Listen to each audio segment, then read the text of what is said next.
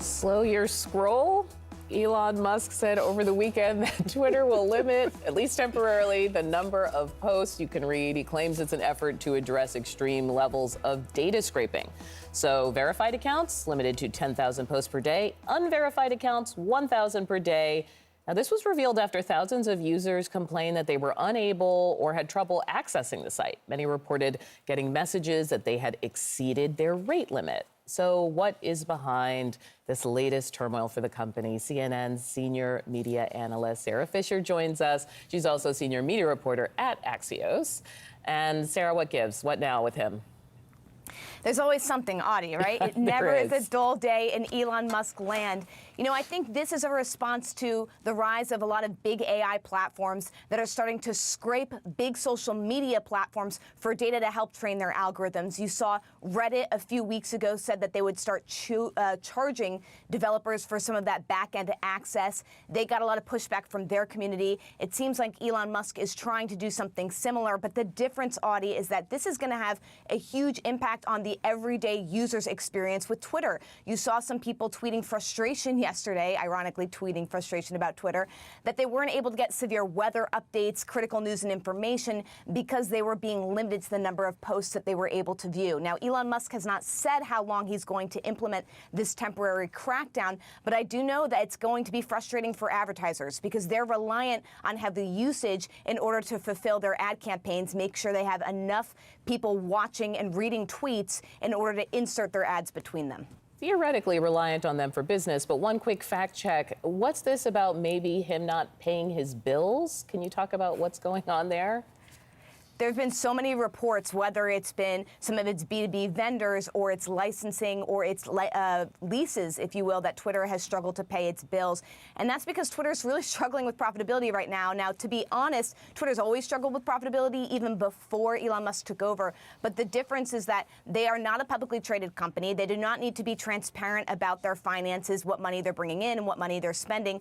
And so it seems like the company is just in this sort of chaotic spot where it's trying to stay afloat, but it's not necessarily doing it in the most transparent way. We keep getting reports, not also just about not paying bills, but they're still in litigation with former employees about paying out severances, et cetera. So expect Twitter to continue to be in this sort of financial chaos until maybe they can turn the platform around. But I'm still skeptical, Audie. Even though they have, put in a new chief executive, this platform continues to be chaos as I cover it.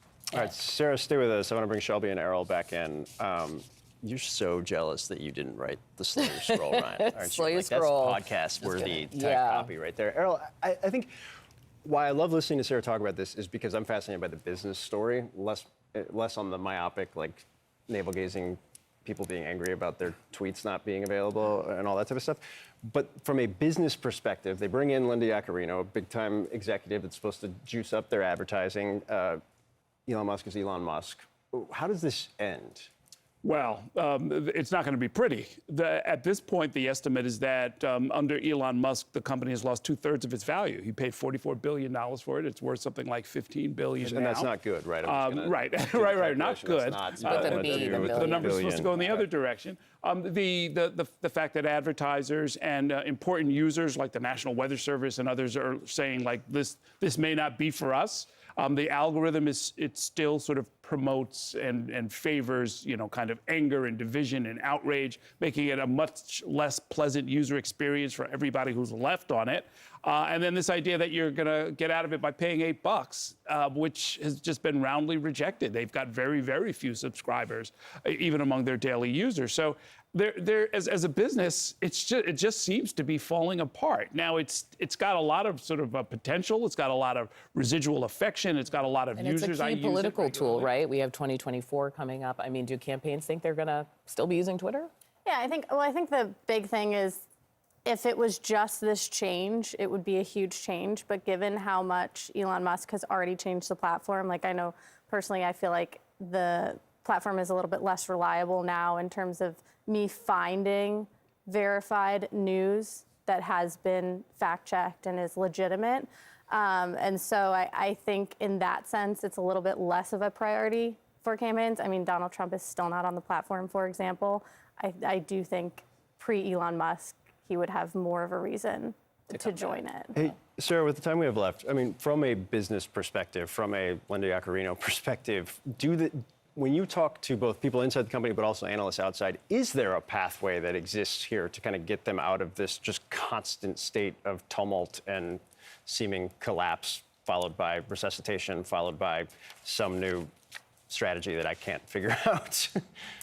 There is a pathway. One of the things that you're going to hear internally a lot is that Linda brings assurance to the talent inside. There's still some people who are great salespeople, who are great engineers, that want just guidance and direction and some assurance that things aren't going to change that much. And they're hoping that Linda will bring some consistency. But from the outside world, the perspective of the advertisers and marketers, I just spent a good week with them at a big, advertising festival overseas. And the thing that you keep hearing is that Twitter is still the most relevant public square for political discourse. You have Meta, which is the parent company to Instagram and Facebook, that's trying to build out a rival. You have small budding rivals like Mastodon and Blue Sky. But at the end of the day, Twitter is still the biggest public square in the world. And so if Elon Musk can figure this out, there's definitely a product case to be made for it being relevant.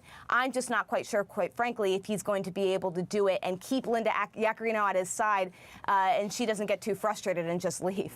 Yeah, it's fascinating to watch it all play out. Sarah, thanks as always for the great reporting.